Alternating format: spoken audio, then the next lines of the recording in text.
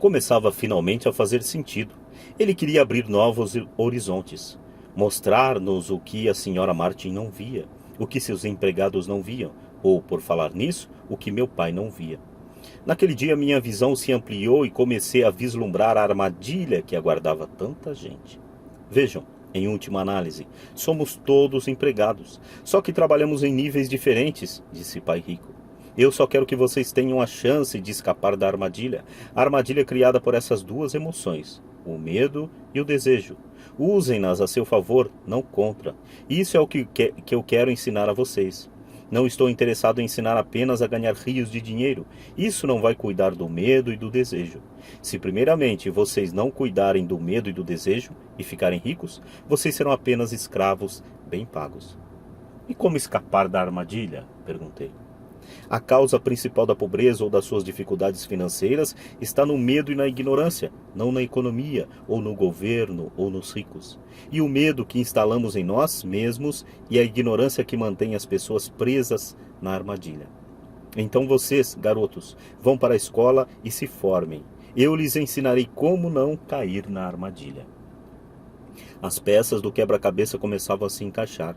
Meu pai instruído tinha ótima formação e ótima carreira, mas a escola nunca lhe tinha dito como lidar com o dinheiro ou com seus medos. Tornava-se claro que eu poderia aprender coisas diferentes e importantes com dois pais. O senhor está falando do medo de não ter dinheiro? Como o desejo por dinheiro afeta nosso pensamento? Perguntou Mike. Como você se sentiu quando eu tentei com o aumento do pagamento? Você notou que seu desejo crescia? Balançamos a cabeça afirmativamente. Ao não ceder suas emoções, vocês foram capazes de adiar suas reações e pensar. Isso é o mais importante. Sempre sentiremos emoções de medo e ambição. Daqui para frente, o mais importante será que vocês usem essas emoções a seu favor e a longo prazo, e não apenas deixem que elas os conduzam e controlem seus pensamentos. A maioria das pessoas usa o medo e a ambição contra si mesmas. E isso é o começo da ignorância. Grande parte das pessoas passa a vida atrás dos contra-cheques, aumentos salariais e segurança no emprego por causa dessas emoções de desejo e medo, sem se questionar realmente para onde esses pensamentos conduzidos pela emoção as estão levando. É como a história do burro que movimenta o carro enquanto seu dono fica balançando uma cenoura à frente do seu nariz. O dono do burro pode estar indo aonde deseja ir, mas o burro está correndo atrás de uma ilusão. Amanhã só haverá outra cenoura para o burro.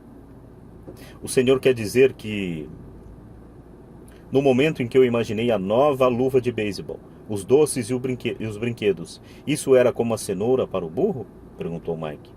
Isso mesmo. E quando você crescer, os brinquedos serão mais caros. Um carro novo, uma lancha e uma casa grande para impressionar seus amigos, disse Pai Rico com um sorriso. O medo empurra para fora a porta e o desejo o atrai. O medo empurra para fora da porta e o desejo o atrai, fazendo com que vocês vão de encontro ao rochedo. Essa é a armadilha. E qual a resposta? Perguntou Mike. O que aumenta o medo e o desejo é a ignorância. E é por isso que as pessoas ricas com muito dinheiro muitas vezes têm mais medo à medida que ficam mais ricas. O dinheiro é a cenoura, a ilusão. Se o burro pudesse entender todo o contexto, ele poderia pensar duas vezes antes de sair correndo atrás da cenoura. Pai Rico passou a explicar que a vida humana é uma luta entre a ignorância e o esclarecimento. Explicou que, ao deixarmos de buscar informação e conhecimento sobre nós mesmos, instala-se a ignorância. A luta é uma decisão feita momento a momento, de aprender a abrir ou fechar a própria mente. Veja a escola. É muito, muito importante. Vocês vão à escola para aprender uma habilidade ou uma profissão e poder se tornar um membro útil da sociedade. Cada cultura necessita de professores, médicos, artistas, cozinheiros, homens de negócios, policiais, bombeiros, soldados. A escola os treina de modo que nossa cultura possa florescer, disse Pai Rico. Infelizmente, para muita gente a escola é o fim e não o início. Fez-se um longo silêncio. Pai Rico sorria. Não entendi tudo o que ele disse naquele dia. Mas, como ocorre com a maioria dos grandes mestres, cujas palavras continuam repercutindo por muitos anos, muitas vezes até depois que se foram, suas palavras estão comigo até hoje. Hoje me mostrei um pouco cruel, disse Pai Rico. Cruel por um motivo. Queria que vocês sempre se lembrassem dessa conversa. Quero que pensem sempre na senhora Martin. Quero que pensem sempre no burro. Não esqueçam nunca, porque as duas emoções, medo e desejo, podem levá-los à maior armadilha da vida, se não tiverem consciência de que elas estão controlando o seu pensamento. Passar a vida com medo, não explorando jamais seus sonhos, é cruel. Trabalhar arduamente por dinheiro, pensando que este comprará aquilo que lhe trará felicidade, é também cruel. Acordar no meio da noite apavorado com as contas a pagar é uma forma de vida horrível.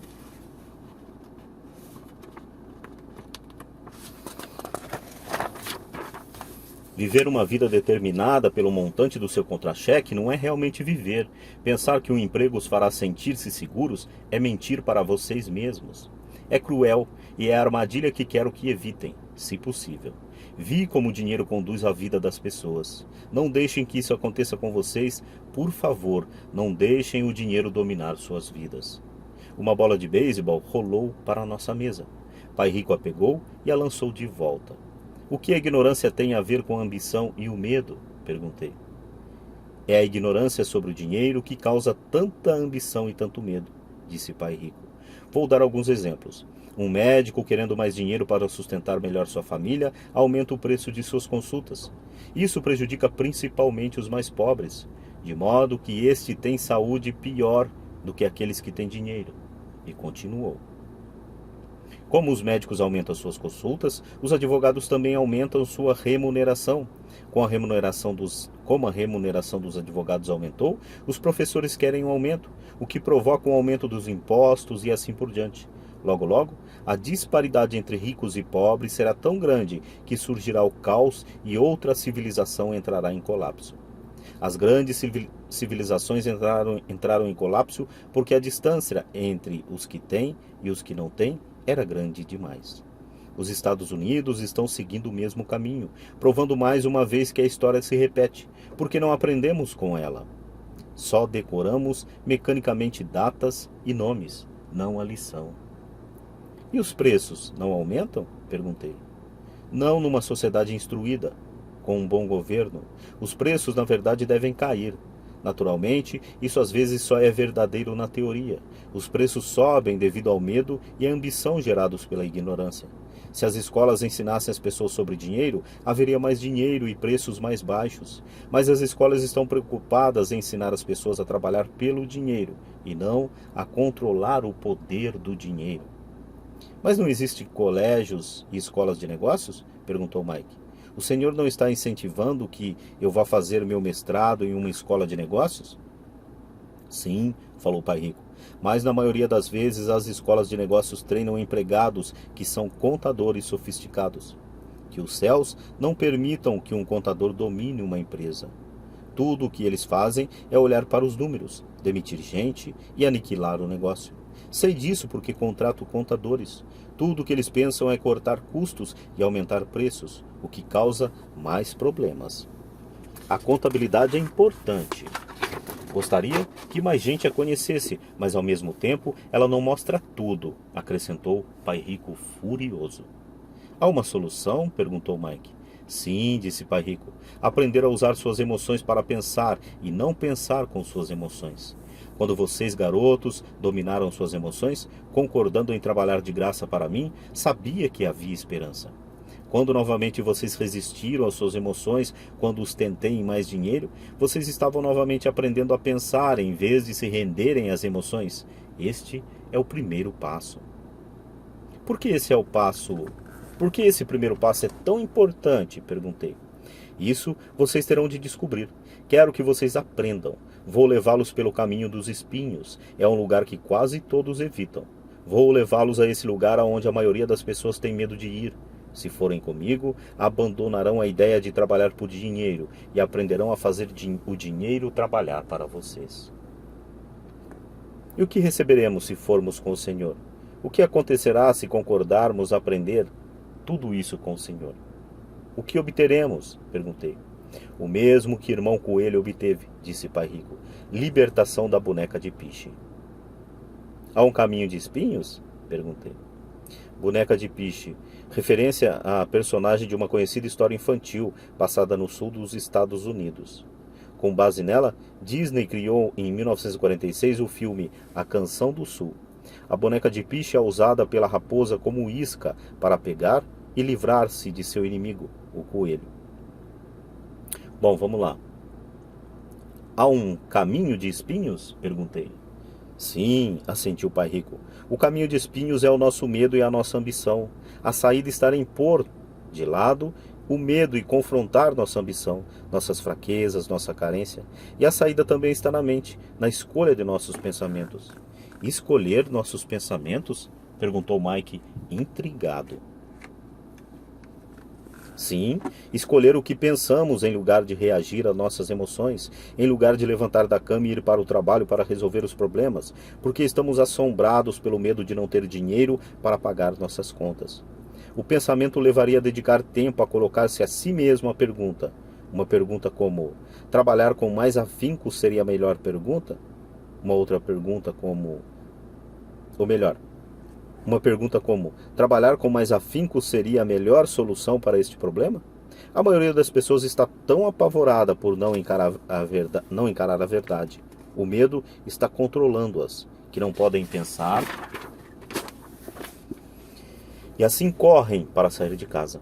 A boneca de piche está no controle. Isto é o que quero dizer quando falo em escolher os pensamentos. E como fazemos isso? Perguntou Mike. Isso é o que eu vou ensinar a vocês.